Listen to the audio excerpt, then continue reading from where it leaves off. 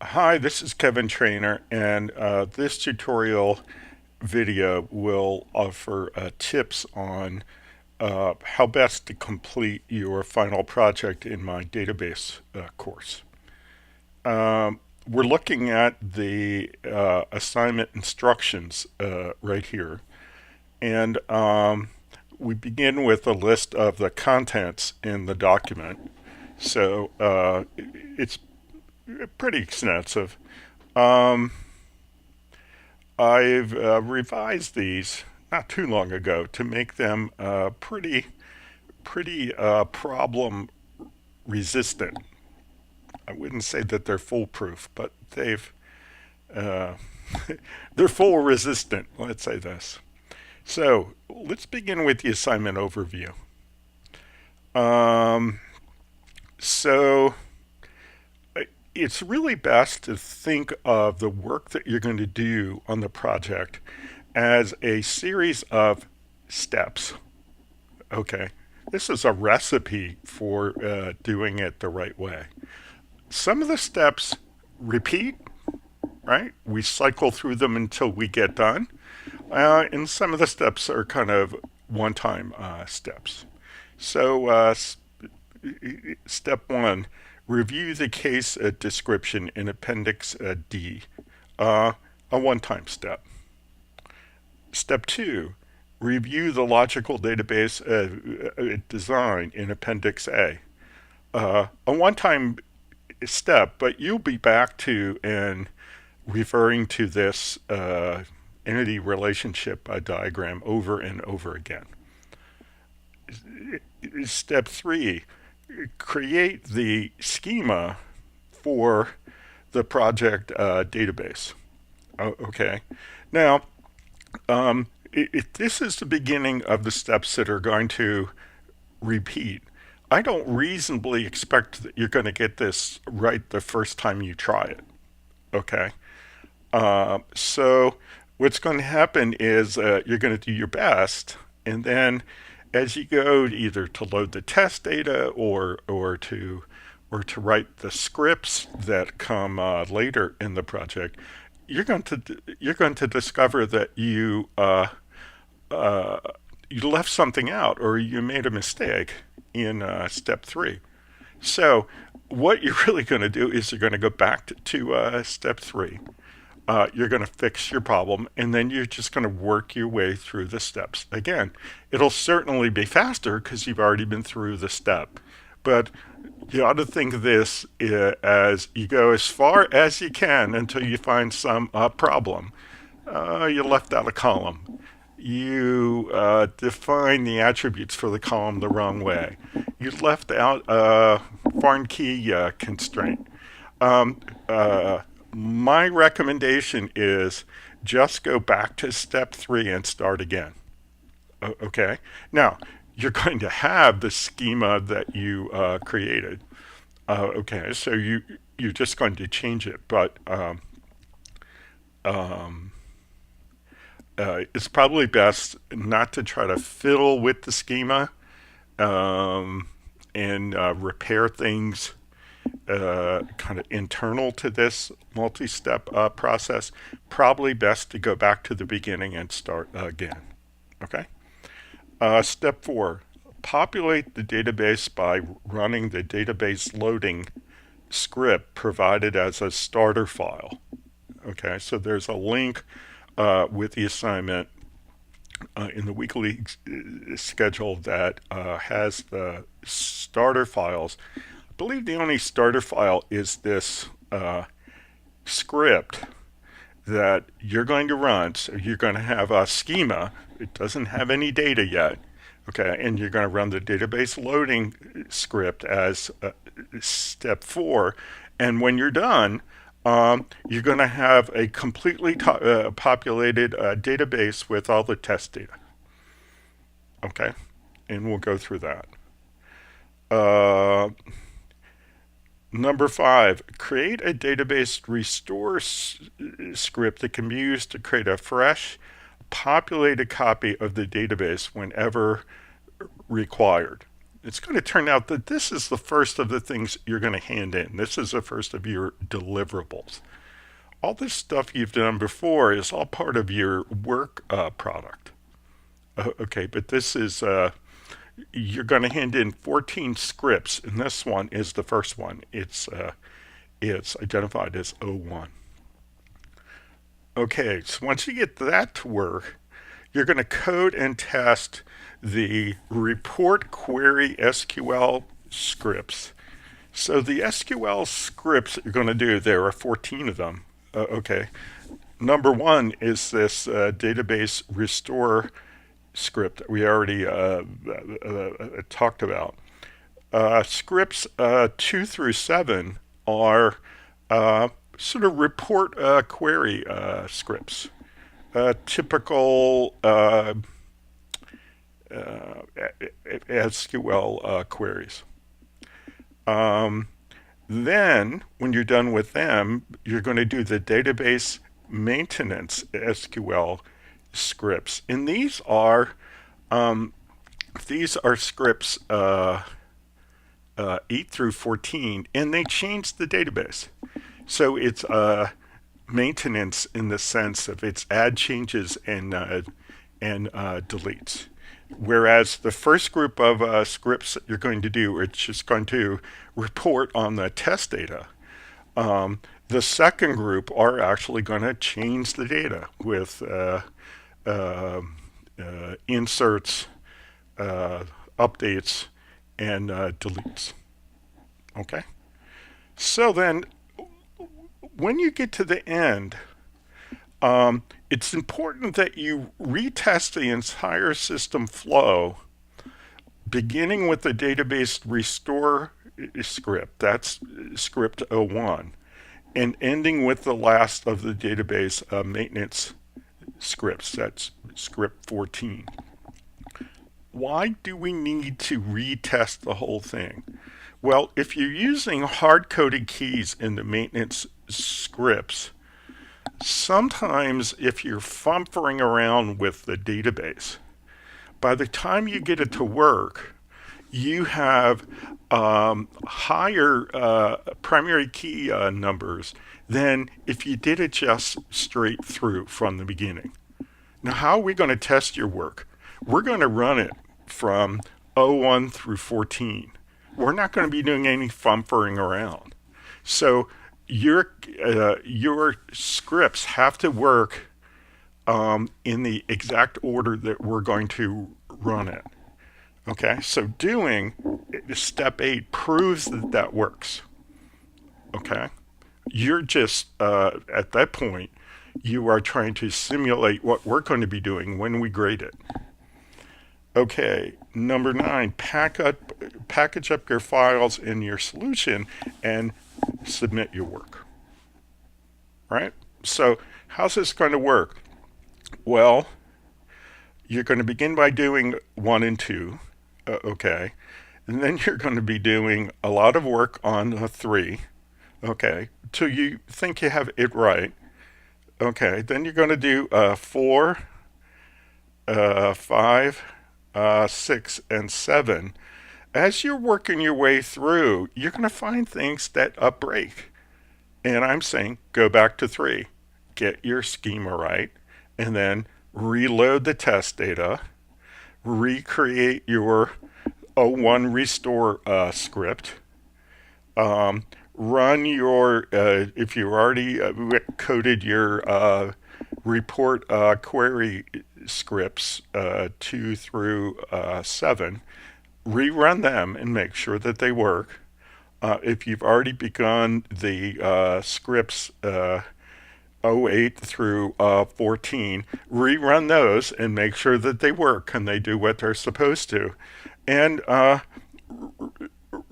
rejoin the action where you discovered the error. Okay?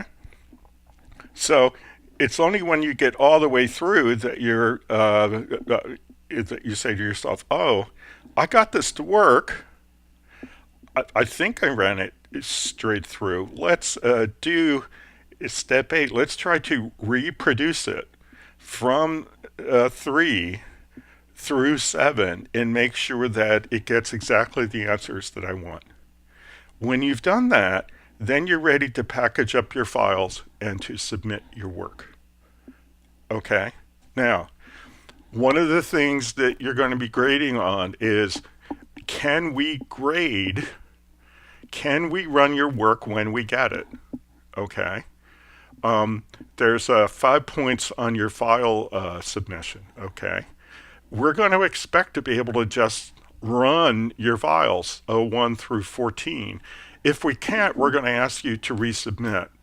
Then you're going to lose points. Okay, so put a lot of effort into proving that you can make that work, and you're expecting that we're going to be able to make it work too. Okay, now in terms of talking you through these, reviewing the case description, I don't think you guys have seen a previous version of the Wilderness Wild Wisconsin case, but in any case, read through the details in Appendix D. Okay, the logical database design document is in Appendix A. Let's go to that and just take a look. Okay, and here we have the relational database. Okay, the main table, the table that is sort of at the center of all the action, is the trip table.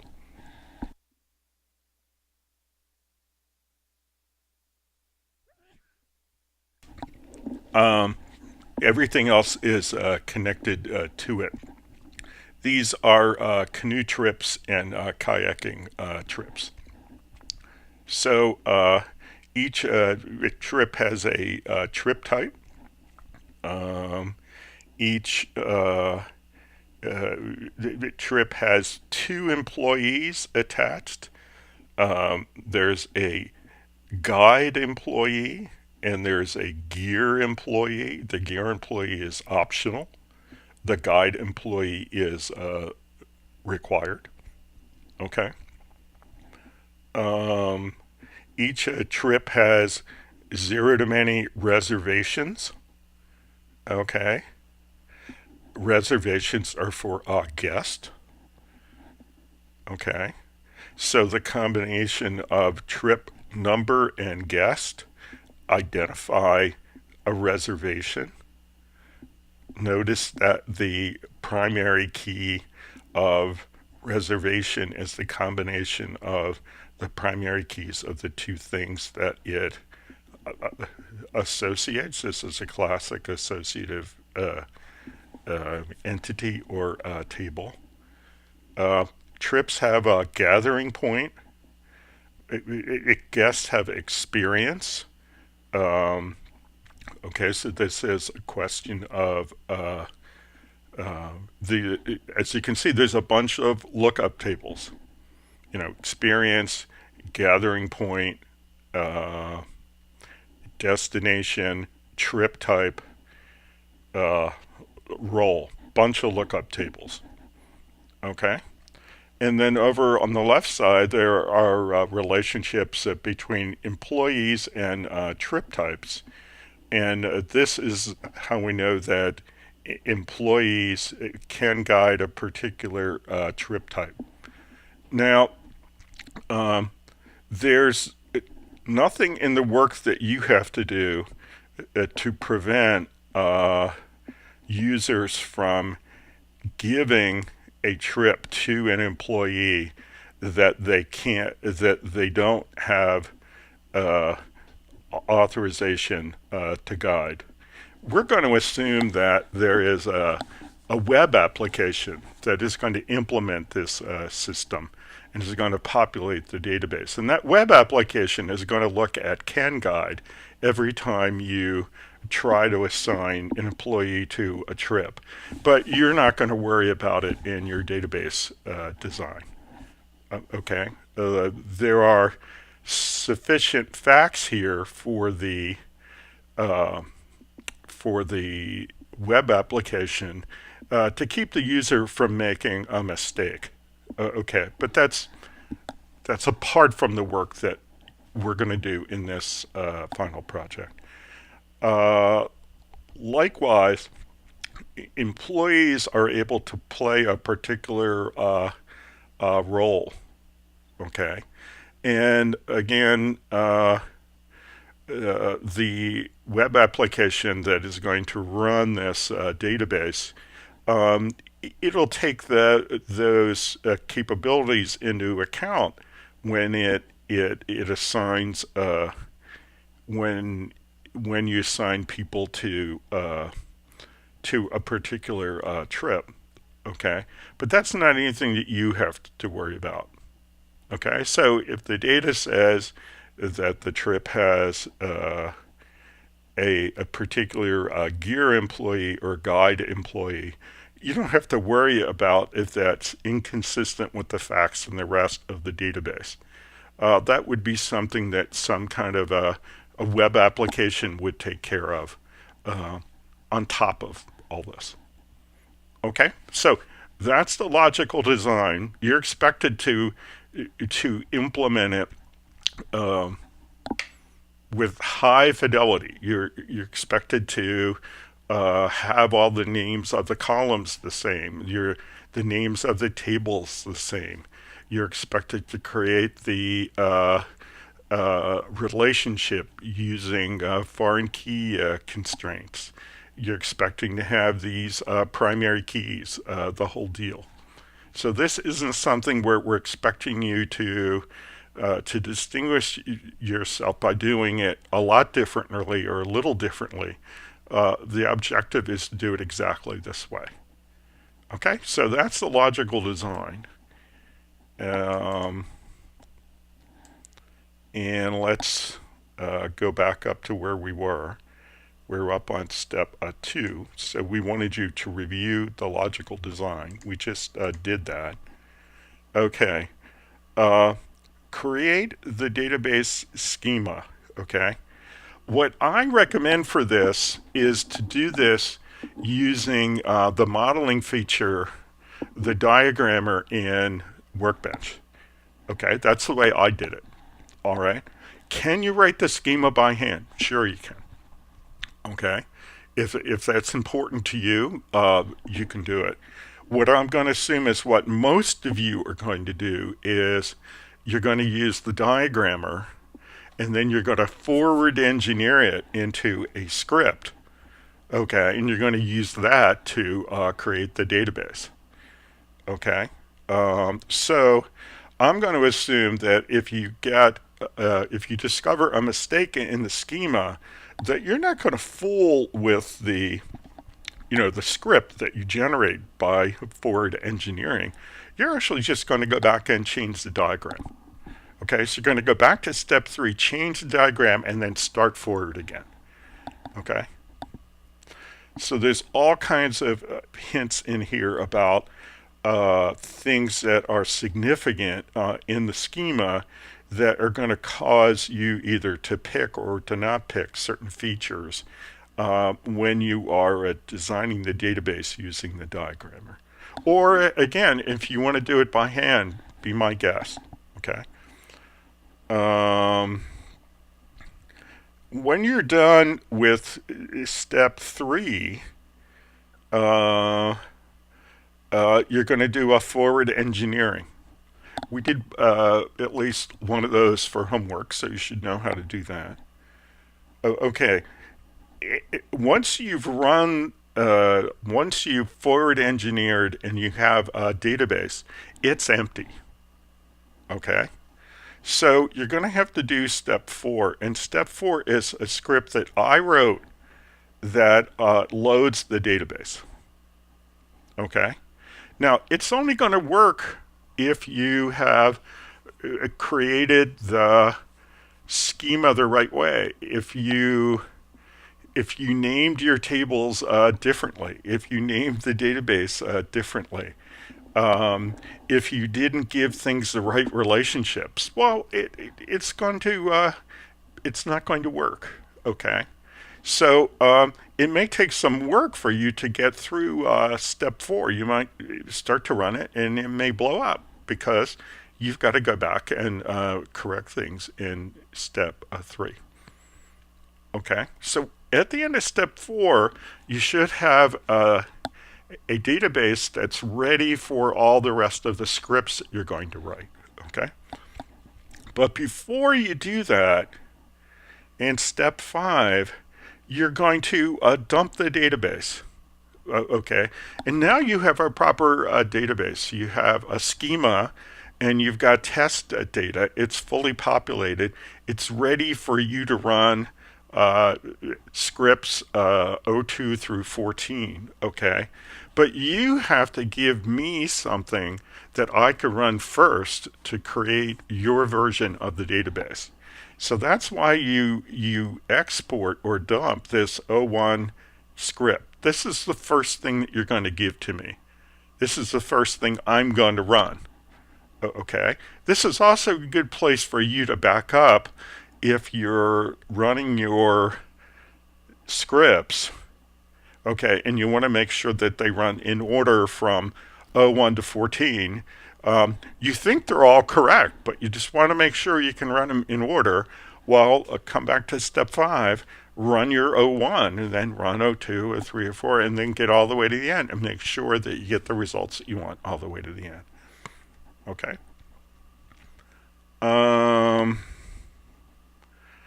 Now we've got a whole bunch of report scripts. These are classic queries. 02, 03, 04, 05, 06, and 07 are all queries. They're pretty straightforward. I just want to give you a hint here. One of them requires an outer join. Just one, not all of them. Okay? Okay, so once you get through 07, now you're going to write the scripts that change the database. I call that database maintenance. Change maintaining the data. Okay?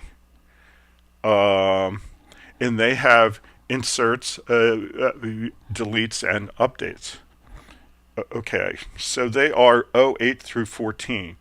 Now, remember, we have to maintain referential integrity. Okay, so if you're going to do an insert and you're going to point to a key in another table, you're going to point to a row there. Well, then that row has to be there before you do the insert. So typically in these, and not for all of them, I mean, there would be some where you're just doing a one insert or one delete, but more typically, you're going to have a multi-step script where, you insert to one table, then you insert to another table, or you delete from one table, then you delete from the other table. Okay, so think about referential integrity as you go. Okay. And then when you finish up number 14, you're almost done. I just want to make sure that you can run in step 8. I want you to be able to run your entire system flow from 01 all the way through 14, and it will work, because that's what I'm going to do. I want you to pretend you're me. Okay. Because if you can't run it, I can't run it. And when you've proven that that will work, we'll package up your project the right way and give it the proper name and submit it. And you're done. Okay, so it's not a terribly hard workflow, but it's a little bit more complex than the typical weekly assignments that we've been doing. But this is, I think, a good workflow that you would use on really any a project that you were doing for your day job. Okay, and one of the reasons I designed it this way is to put you in a good position for doing projects for your day job. So good luck on this. I certainly am available to answer further questions, but I think this will give you a real good start. You should be able to do all this stuff and do it very well. I'm going to say bye for now.